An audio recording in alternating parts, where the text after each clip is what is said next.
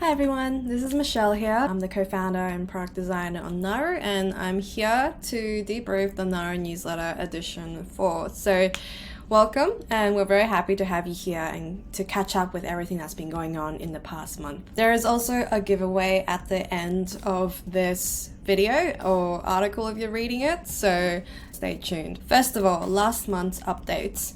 So after finishing the first phase of our usability testing with the Naru X UC app on both the iOS test flight as well as on the Android platform, we decided to meet in person and to discuss the priorities on what to work next. So for those of you not familiar with usability testing, basically we got a handful of testers, so people that we knew from our Uncommon Collective community, and thankfully we have Eli to give his friends, a couple of them, a bit of a debrief about what we were working on, and we had their feedback through the entire platform, everything that we had as an MVP, and they gave us lots of input on how we could improve and where there was flows in the user experience that could be smoother and better for everyone when the app is actually live and public. Specifically, those improvements will include making a very smooth onboarding process whereby it's not lengthy, it's not tedious, and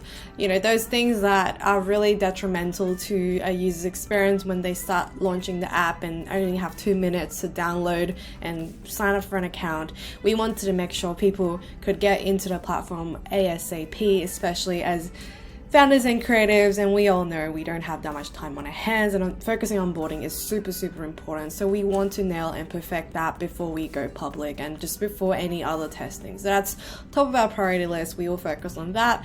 Second of all, we will try to improve the allies discovery process. So for those of you who might not be familiar with the term allies, basically the Naru app allows for you to have accountability partners for whatever project that you're working on.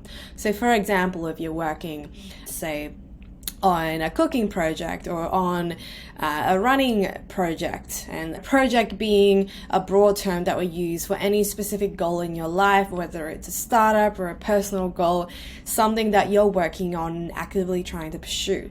Allies are basically you assigning an accountability buddy to have someone to see your progress as you progress through your goals. So if I was to assign a running buddy to be an accountability ally on my running project, they might be running with me or seeing my posts and seeing how many kilometers I ran today. So a bit like Strava, but on a much broader scale, not just fixated on health or well-being or a startup, but really anything. And as founders are, you can have any project regarding any industry for your startup, and it could be as big as launching an entire SaaS platform, or as small as just testing an MVP or just strategizing something for a pitch event. So that's why projects are very flexible, and allies are a way to bring that flexibility down to the core of motivating ourselves to complete these projects and to have people who will support us every step of the way.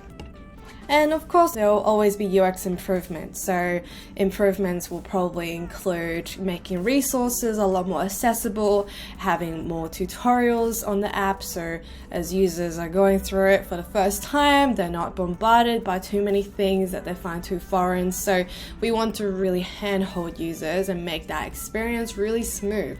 And we know that for community organizers, that's super important. You don't want to divert your users onto a platform and then get them lost and potentially tarnish your reputation for having a product that's not very usable and it's affecting the way that the members are interacting with you. So with Uncommon Collectives, obviously a close community that we can rely on to give us really great critical feedback, and that's why we're testing it with them really strenuously in order to improve that experience for all other communities that will be launching this app.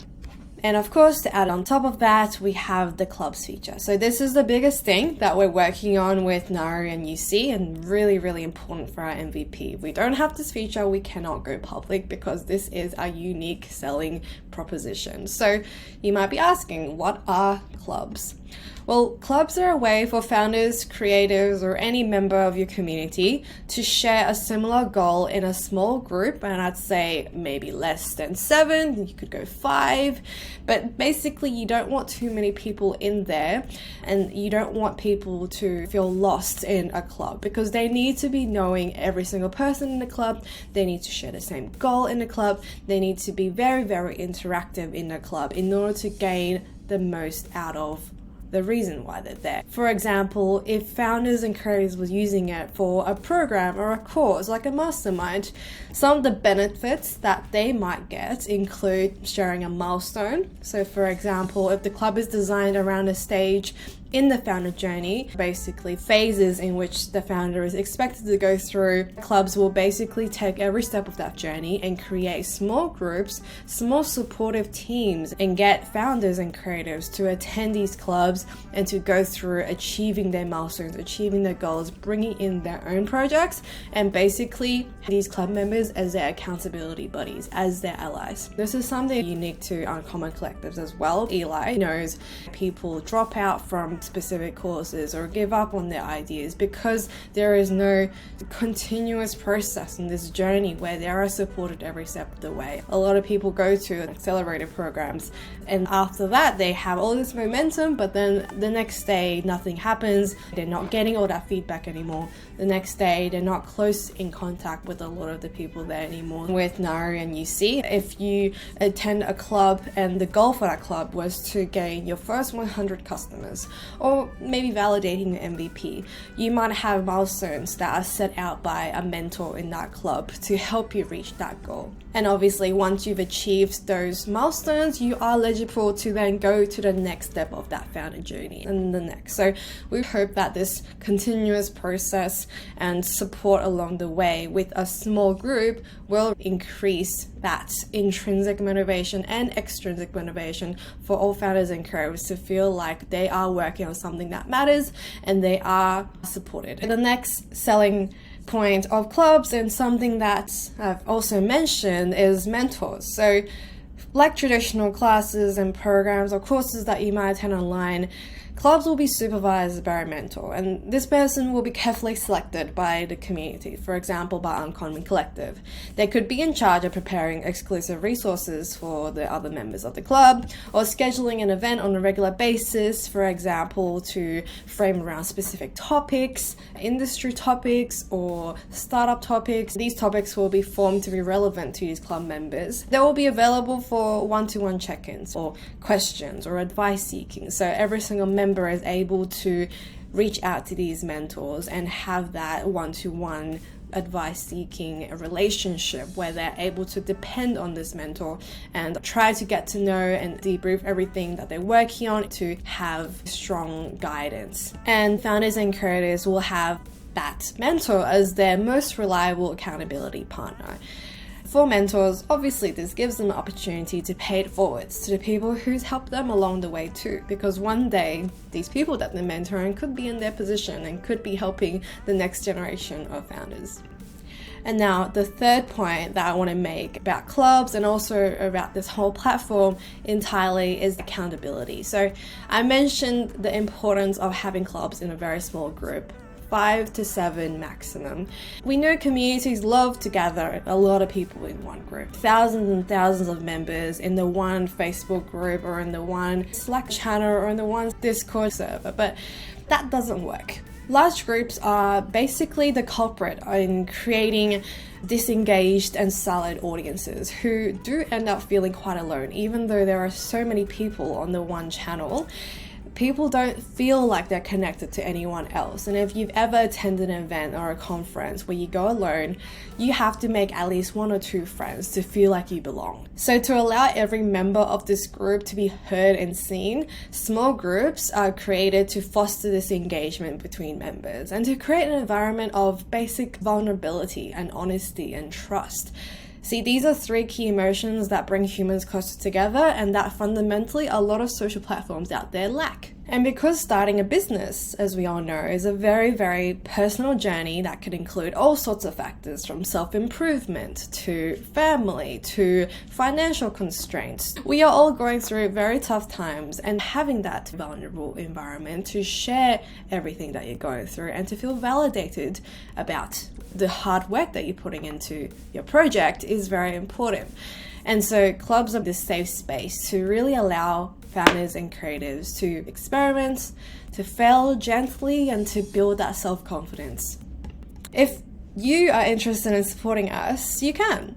Our second chapter of this MVP building journey is to create a solution like no other out there to help founders, creatives, other members of any other community to find their people and to grow momentum.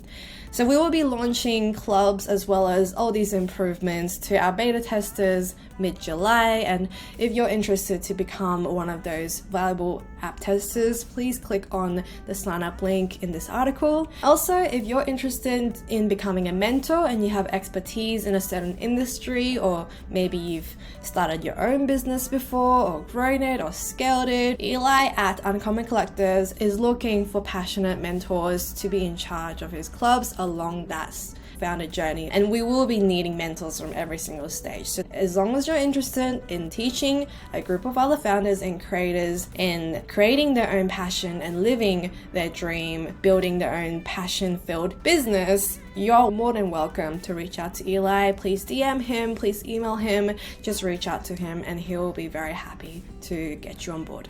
Finally, time for the giveaway.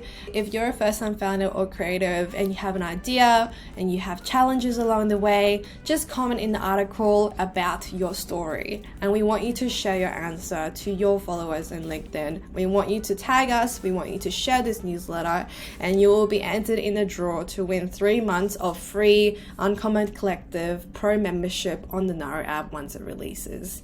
So far, not many people has entered, so please join, tell your friends to join, and we would love to see you on the Naru and UC app once it releases with a free 3-month pro membership.